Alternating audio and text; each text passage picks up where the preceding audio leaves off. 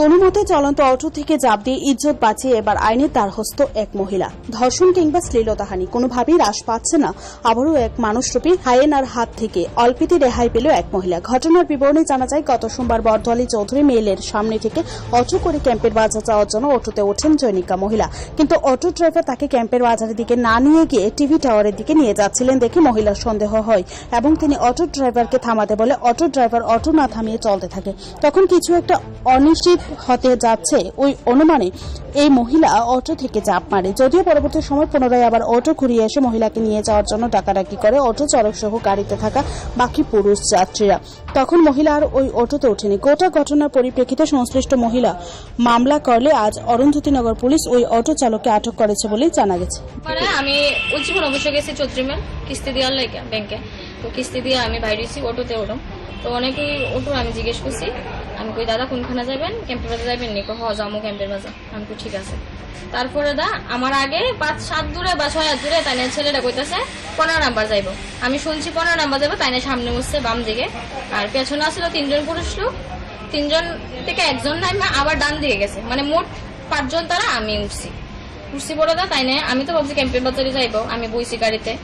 তারপরে বোয়ার পরে গাড়িটা ডান দিকে না নিয়ে বাম দিকে গেছে, গিয়ে সেটা টিভি সেন্টারের সামনে গিয়া যাইতেছে মাত্র আমি কইতাছি দাদা গাড়ি থামান, মানে অনেক দূর পৌঁছাই গেছে। তারপরেও সে গাড়িটা থামাইতেছে না। তারপর গাড়ি একবার স্লো করতেছে, একবার মানে স্পিডে চালাইতেছে। যে মুহূর্তে স্লো করছে আমি গাড়ি থেকে ঝাঁপ দিয়ে পড়ে গেছি। পড়ে যাওয়াতে আমি রাস্তাটা ঘুরে এসে আবার আইতাছি বাড়ির দিকে, ড্রপবিটের দিকে। সে গাড়িটা আবার ঘুরাই আনছে, ঘুরে এসে আমার ডাকতেছে। আমি গাড়িতে বইতাম, প্যাসেঞ্জারও আমার ডাকতেছে, আমি গাড়িতে বইতাম। আমি খুশি না আমি বইতাম না। এরপরে গেছে, তারা বাম দিকে গেছে না, গেছে আবার বটতলা দিকে গেছে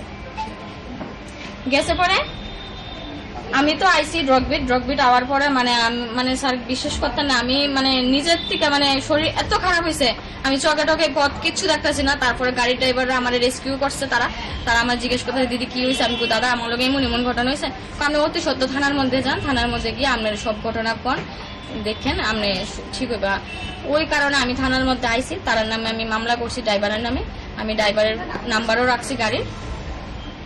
ঘটনাটা কবে হয়েছিল? ঘটনাটা সোমবারে বিকাল বেলা হয়েছে, 3:30-4টা নাগাদ বিকেল। হয়তো দুপুর বা বিকেল এমনি। কি মনে হয় মানে কোনখানে মানে কিরকম চিন্তাধারা আছে? আমার স্যার একটাই চিন্তাধারা, মানে আমার মনে হয়েছে যে তারা 4-5 জনই তারা ষড়যন্ত্র করে আমার বিশাল বড় মানে ফাঁদ বিছাইছে আমার ক্ষতি করার লেগে। হয়তো আমার রেপ করলে বা অন্য কিছু করার তারা প্ল্যান আছিল।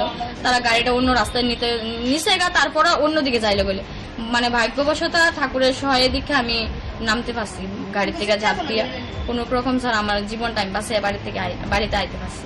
ব্যাগে কি টাকা পয়সা আসছিল? টাকা পয়সা আসছিল মোটামুটি। পুলিশে আটক করছে অটো ড্রাইভারকে? হ্যাঁ, আজকে ধরছে। কি নাম? ওর নাম গুরচাঁদ দেবনাথ। বাড়ি কোনখানে? তানের বাড়ি অক্ষণ কইতেছে বেলা পড়েলে। আপনি মামলা করছেন থানায়? কোন থানা? AD Nagar. Bureau report, Tripura news 8।